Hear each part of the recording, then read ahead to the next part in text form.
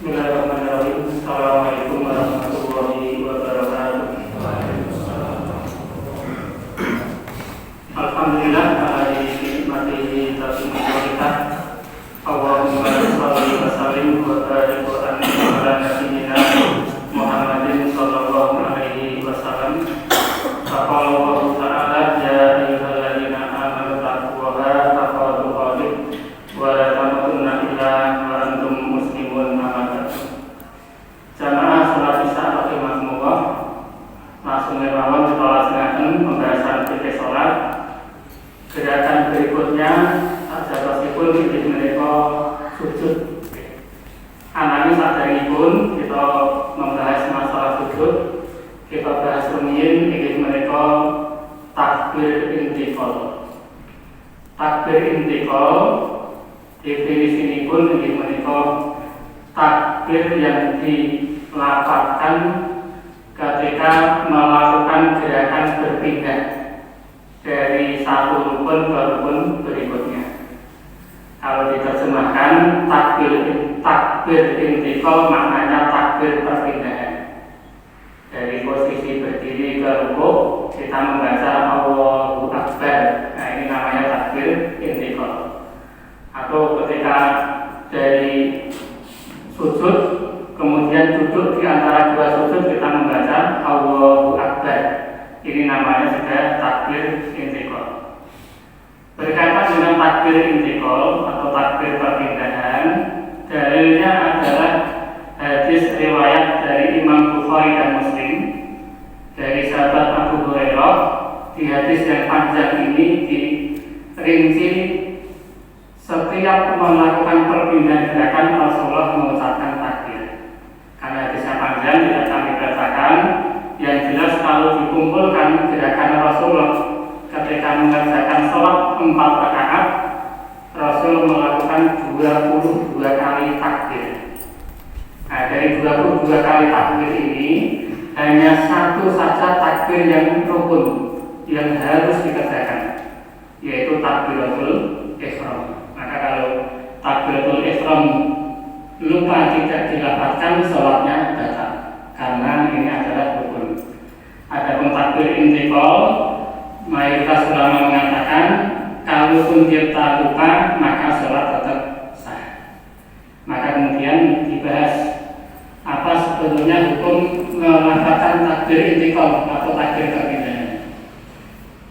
Hukumnya yang pertama, menurut mayoritas ulama, yaitu dari mazhab Hanafiyah, Malikiyah dan Syafi'iyah, takbir intiqal hukumnya sunnah, tetapi tetap sangat dianjurkan untuk dibaca. Kemudian menurut Imam atau mazhab Hambali juga Ishaq bin Rabi'ah mengatakan bahwa takbir intiqal hukumnya wajib. Maka sebaiknya keluar dari perbedaan pendapat, setiap perpindahan gerakan dari rukun ke rukun berikutnya sebaiknya kita membaca takbir intiqal sekaligus untuk menambah pahala sholat kita. Karena semakin banyak amaliyah atau zikir yang kita baca, insya Allah akan menambah bobot pahala yang kita terima dari Allah Subhanahu wa Ta'ala. Kemudian yang berikutnya, kapan takbir itu diucapkan? Takbir diucapkan sambil bergerak. Jadi misalnya dari posisi berdiri mau rukuk, maka membaca Allahu Akbar sambil menggerakkan badan kita membungkuk ke arah rukuk.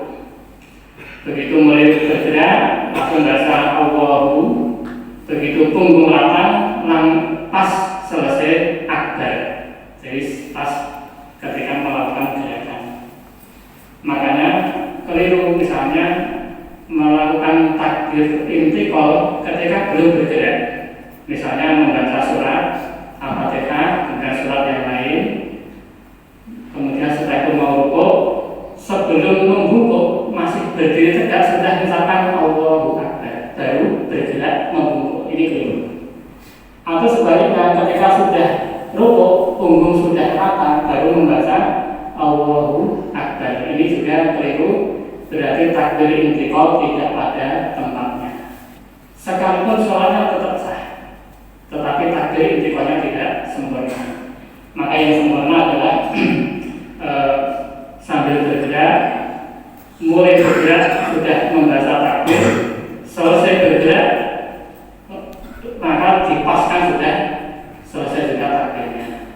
Walaupun setelah praktek memang kadang-kadang susah, apalagi kalau sudah terbiasa, maka yang jelas ini sebagai patokan.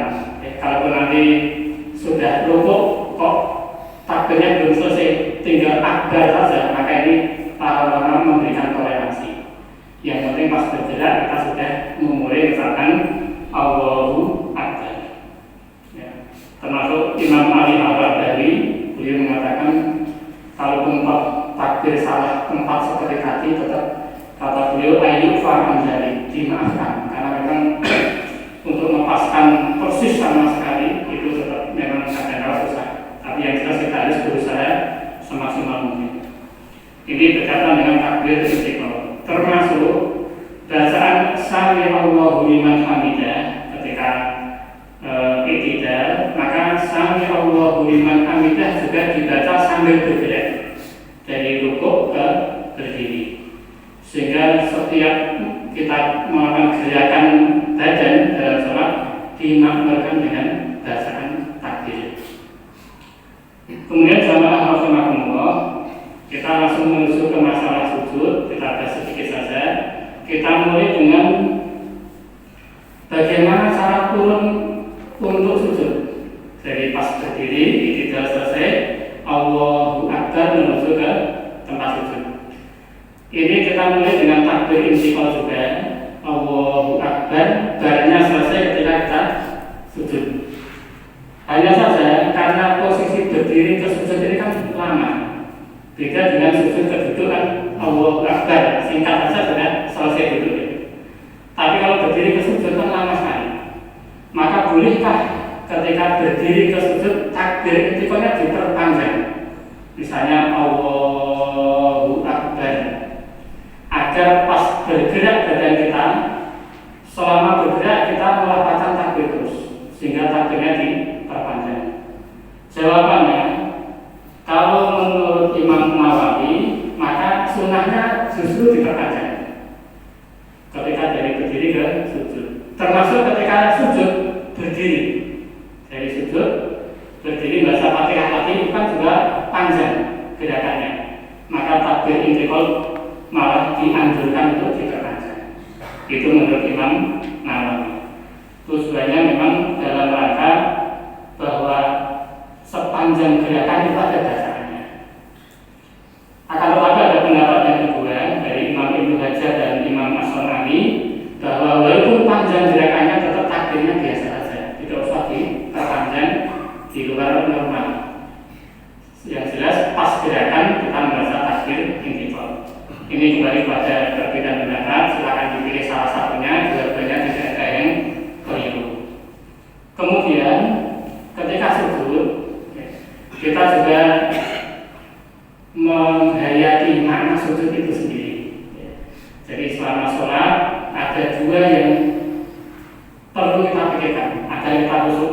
Pertama, memikirkan gerakan sholat. Yang kedua, memikirkan makna bacaan sholat. Nah, ketika sujud kita juga perlu memikirkan gerakannya. Gerakan sujudnya harus betul, tepat. Nanti kita bahas. Termasuk juga kita harus memikirkan apa makna dari sujud yang kita lakukan. Maka para ulama kemudian menjelaskan bahwa sujud ini merupakan gerakan dalam sholat yang paling menunjukkan ketundukan kita di hadapan Allah Subhanahu wa Ta'ala. Dari sekian gerakan, dari berdiri, rukuk dan sebagainya, sujudlah yang menempati gerakan paling mulia. Karena saat itulah kita paling menghinakan diri di hadapan Allah Subhanahu wa Ta'ala. Buktinya, kita sampai menempatkan anggota tubuh kita yang paling mulia, yaitu kepala kita, sejajar dengan kaki kita, sebagai wujud ketundukan kita di hadapan Allah Subhanahu wa Ta'ala. Maka saking mulianya gerakan sujud, tempat kita sholat ini juga dinamakan masjid. Masjid itu artinya tempat sujud. Tidak benar dinamakan markat, tempat rukuk, atau majelis tempat duduk, tetapi namanya masjid, tempat orang bersujud. Padahal kita di sini tidak hanya sujud saja, tetapi karena sujud itu gerakan yang paling mulia, paling menghinakan diri di hadapan Allah, maka nama tempatnya itu dinamakan masjid. Nah, karena menghinakan diri di hadapan Allah, Allah menghargai sujud kita ini. Wujud Allah menghargai sujud kita adalah berdasarkan sabda Rasulullah dalam hadis riwayat Imam Muslim, aqrabu ma yakunul abdu min rabbih wa huwa sajid fa'siru ad-du'a. Posisi hamba yang paling dekat dengan Rabb-nya Allah Subhanahu wa taala adalah ketika dia sujud. Itu posisi kita paling dekat dengan Allah Subhanahu wa taala. Fa'siru du'a kata Rasul, maka ketika sujud perbanyaklah berdoa. Maka nanti setelah kita belajar fikih sujud minggu depan insyaallah, maka pas sujud setelah kita baca tasbih subhana rabbiyal a'la subhana rabbiyal a'la subhana rabbiyal a'la, disunahkan ditambah dengan doa. Doa secara umum apapun hajat kita, diperlama sujudnya, terutama kalau kita sholat sendirian, karena salah satu tempat mustajabah untuk berdoa adalah ketika kita sujud di hadapan Allah Subhanahu wa taala. Ini istimewanya sujud. Jadi sujud ini nanti tidak hanya tasbih subhana rabbiyal a'la saja, tetapi setelah itu disunahkan memperbanyak doa. Kata Rasul, faksir doa. Maka biasa Rasul ketika sujud itu lama sekali, sampai kadang mendekati lamanya dia berdiri membaca Al-Fatihah dan surat-surat yang lain. Ini sebagai satu pengantar makna dari gerakan sujud, juga fadilah sujud, termasuk juga cara kita turun dari berdiri ke sujud. Untuk masalah fikihnya, karena cukup panjang pembahasannya daripada nanti terpotong di tengah, kita lanjutkan saja pekan depan. Kita akan membahas tentang fikih sujud, mengenai bagaimana gerakan yang betul ketika sujud, termasuk tafsir dari tasbih atau doa yang kita baca ketika sujud. Saya kira demikian, mudah-mudahan ada manfaatnya. Alhamdulillahirabbil alamin. Assalamualaikum warahmatullahi wabarakatuh.